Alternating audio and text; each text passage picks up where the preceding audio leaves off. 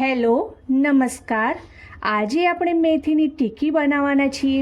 શિયાળાની ઋતુમાં મેથીનું ખૂબ મહત્ત્વ છે, તો ચાલો મેથીની ટિક્કી બનાવવા માટે જોઈ લઈએ સામગ્રી। મેથીને મેં ધોઈને અને હાથથી આ રીતે જ ચૂંટી લીધી છે, જે એક મોટી વાટકી છે। એક વાટકી ઝીણો બેસનનો લોટ, 2 ચમચી ઘઉંનો કડકરો લોટ, 1 ચમચી તલ, આદુ અને મરચાં ના ટુકડા થોડા સમારી લીધા છે, 2-3 નંગ છે મરચાંના, 1 ચમચી ધાણા, 1 ચમચી જીરું અને આ ત્રણેયને હું મિક્સરમાં ક્રશ કરી લઈશ। આદુ, મરચાં, ધાણા અને જીરું। તળવા માટે તેલ, ઘી મોણ માટે 1 ચમચી, સ્વાદ અનુસાર મીઠું અને આ બટાકા પૌવાના પૌવા છે, જેને ધોઈને પછી આપણે એને ધોઈને સાફ કરીને પાણી નીતાળીને પછી યુઝ કરીશું। 1 ચમચી હલ્દી, 1 ચમચી મરચું અને ચપટી હિંગ લઈશું। પૌવાને મેં ધોઈને અને પાણી નીતાળી લીધું છે।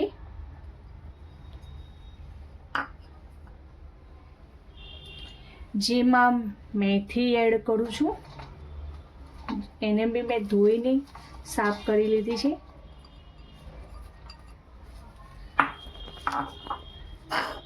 અને આ રીતે ચૂંટી લીધી છે અને આ બંનેને મિક્સ કરવાનું છે।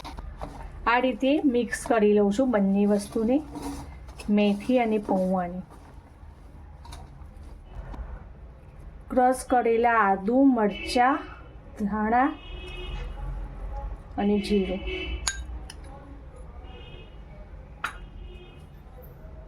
ચણાનો લોટ,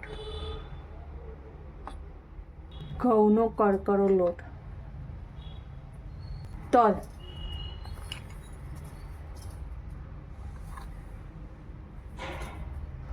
હળદર, મરચું,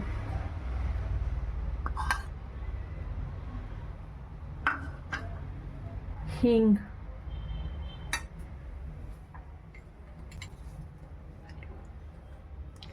મીઠું, ઘી। હવે આ બધું મિક્સ કરીને હું લોટ બાંધું છું। લોટ બંધાઈ ગયો છે, એની આપણે ટિક્કી બનાવી લઈશું આ રીતે।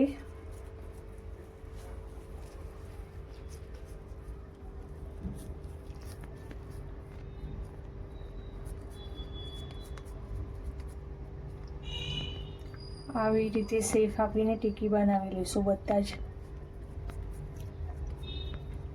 આ રીતે ટિક્કી બનાવીશું। પહેલાં લોટને શેપ આપીશું।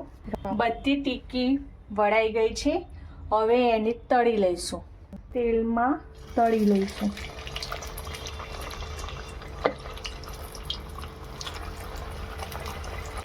આ રીતે ઉલટ પુલટ કરીને આપણે ટિક્કીને તળીશું। ગોલ્ડન બ્રાઉન કલરની થાય ને એટલે આપણે ટિક્કીને નીકાળી લઈશું। ગોલ્ડન બ્રાઉન કલરની થઈ ગઈ છે ટિક્કી, હવે એમને નીકાળી લઈશું। ગરમ તેલમાં ધીમા તાપે ટિક્કીને ઉલટ પુલટ કરતા ગોલ્ડન બ્રાઉન કલરની થાય ત્યાં સુધી તળવાની છે। બ્રાઉન કલરની થઈ ગઈ છે, હવે એને નીકાળી લઈશું।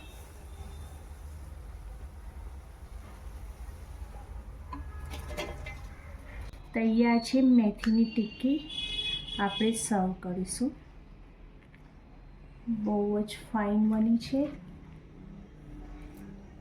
આપ બી જરૂરથી ટ્રાય કરજો।